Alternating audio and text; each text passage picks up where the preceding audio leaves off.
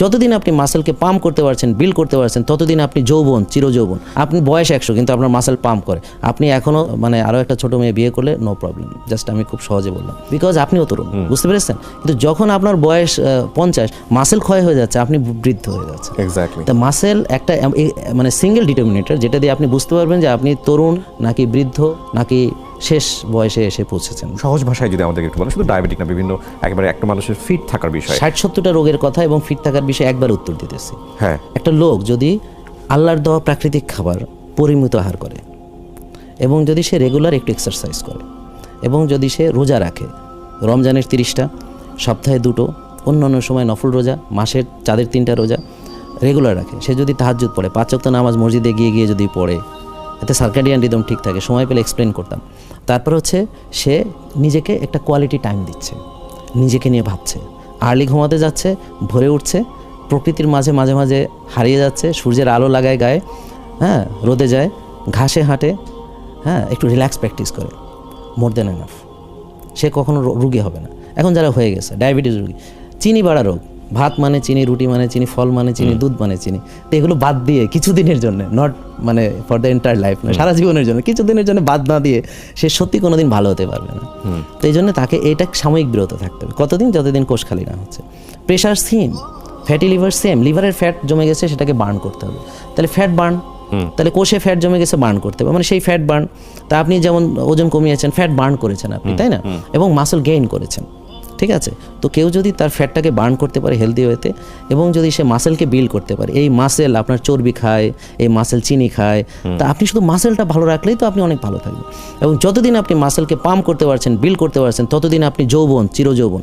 আপনি বয়স 100 কিন্তু আপনার মাসেল পাম্প করে, আপনি এখনও মানে আরও একটা ছোটো মেয়ে বিয়ে করলে নো প্রবলেম। জাস্ট আমি খুব সহজে বললাম, বিকজ আপনিও তরুণ, বুঝতে পেরেছেন। কিন্তু যখন আপনার বয়স 50, মাসেল ক্ষয় হয়ে যাচ্ছে, আপনি বৃদ্ধ হয়ে যাচ্ছে। এক্স্যাক্টলি। তা মাসেল একটা মানে সিঙ্গেল ডিটারমিনেটর, যেটা দিয়ে আপনি বুঝতে পারবেন যে আপনি তরুণ নাকি বৃদ্ধ নাকি শেষ বয়সে এসে পৌঁছেছেন। যখন মাসেল ওয়েস্টিং আপনি ঠেকাতে পারবেন না, এবার সারেন্ডার করবেন আল্লাহর কাছে যে বার্ধক্য এবং মৃত্যুর কোনো ওষুধ নেই। কিন্তু যেহেতু আল্লাহ বলেছেন বার্ধক্য এবং মৃত্যুর কোনো ওষুধ নেই, তার মানে বাকি সব কিছুর ওষুধ আছে ইনশাআল্লাহ, যদি আমরা পারি। তো এই কয়েকটা জিনিস। আর ডায়াবেটিস রোগীকে শুধু চিনিটা কিছুদিন একটু বাদ দিয়ে এরপর সে রোজা রাখবে, রোজার মাধ্যমে সে ফ্যাট বার্ন করবে, রোজার সঙ্গে এক্সারসাইজকে কম্বিনেশন করে ফ্যাট বার্ন করবে। আর স্ট্রেস ম্যানেজমেন্ট, মানসিক প্রশান্তির চর্চা, আর হচ্ছে ভালো ঘুমের চর্চা, আর হচ্ছে প্রকৃতির জন্য একটু সময় দেওয়া, এগুলো জিনিস প্র্যাকটিস করলে এত সহজ আর এত আনন্দদায়ক। যার এনার্জি ছিল না, যে এখন এনার্জি পাচ্ছে, সে না বুঝে এনার্জি কাকে বলে, এনার্জি না থাকলে কি হয়, যখন ছিল না তখন কেমন ছিল, এখন কেমন লাগে। হ্যাঁ, তো এই এত মজার একটা জিনিস। তো এখন যাদের ভিতরে যে কোনো রকম অসুস্থতা আছে, তার মানে সে এই মজা থেকে বঞ্চিত। আমরা এগুলো জানি অনেকেই, জানার পরও প্র্যাকটিস করি না। আমার প্রধান স্লোগান হচ্ছে জানি কিন্তু মানি না। তার 3টা মেইন কারণ, তার ভিতর প্রধান কারণ হচ্ছে সবাই যেভাবে চলে আমি সেভাবে চলি। 2 হচ্ছে আমরা নিজে কোনো কষ্ট করতে চাই না, যেমন ওষুধ খাবো কিন্তু নিজে ব্যায়াম করবো না। ট্রু।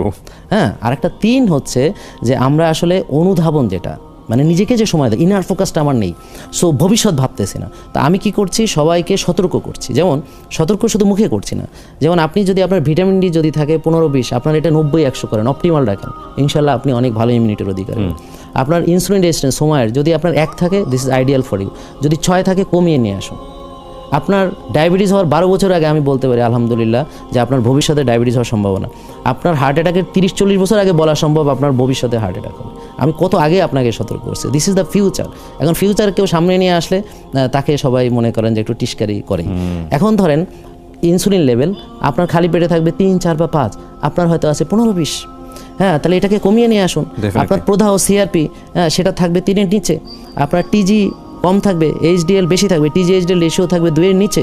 হ্যাঁ, এবং আপনার সবগুলো প্যারামিটার যদি আপনার ঠিক থাকে, তাহলে আপনি আলহামদুলিল্লাহ ভালো থাকবেন। তা আমি এটাকে তো এভিডেন্স দিয়ে প্রমাণ করছি। তো এখন আপনি কিবরিয়া ভাই যদি দেখেন যে আপনার সবগুলো রিপোর্ট ভালো, শুধু ভিটামিনটা একটু কম আছে, এইচডিএলটা একটু বাড়াতে হবে, তাহলে এটা করলে আপনি 60-70টা রোগ থেকে ইনশাল্লাহ ফিউচারে বাঁচতেছেন। কেউ দেখলো যে আমার হোমের এত বেশি, তো তাড়াতাড়ি কীভাবে কমাতে হবে স্যার? তো এগুলো করলে পরে হয় কি, ও মানে বুঝতে পারে তার ভিতরের কন্ডিশনটা, Right. তখন সে সতর্ক হয়। তো ওই যে অ্যাওয়ারনেস বিল্ডিং তো মুখের কথায় হবে না, যখন দেখে যে আমার ব্লক এতটা, তখনই দেখবে না তারে গরু খাওয়াইতে পারতেছে না। কথা বুঝতে পারছেন? কিন্তু তার আগ পর্যন্ত কিন্তু সে খেয়ে সমানে যাবে। টেনে যাচ্ছে। হ্যাঁ। তো আমি যে ওদেরকে রিপোর্টগুলো সামনে দিয়ে বলি যে দেখেন এই হলো অবস্থা, আপনার হার্টে ব্লক তৈরি হচ্ছে, কত পার্সেন্ট এটা এনজিওগ্রাম না করলে বোঝা যাবে না, বাট হচ্ছে, আপনার টিজিএইচডিএল রেশিও বেশি, সিআরপি বা প্রদাহ বেশি, আপনার ইনসুলিন বেশি, আপনার ব্লাড সুগার বেশি, আপনার HbA1c বেশি, আপনার হোমা আইআর বেশি, আপনার ভিটামিন ডি কম, এটা দিয়ে আমরা প্রমাণ করতে পারছি। তা আমরা কি করছি, ওইগুলো আমরা কারেক্ট করে দিচ্ছি, এবং 1 মাস পরে সে কতটা ভালো হলো আমার কাছে এভিডেন্স আছে, 2 মাস পরে কতটা ভালো এভিডেন্স আছে, ও তো মানে ট্র্যাক করতে পারতেছে। Right. ভাই লাখ লাখ মানুষ তো আর বিনা কারণে কাউকে, যে মহিলা নামাজ পড়তে পারতো না সিজদা দিয়ে, সে সিজদা গিয়ে আমার জন্য দোয়া করে, এটা আমার চাইতে হয় না। Exactly. এরকম মাসে লক্ষ লক্ষ মানুষের দোয়া তো ভাই বৃথা।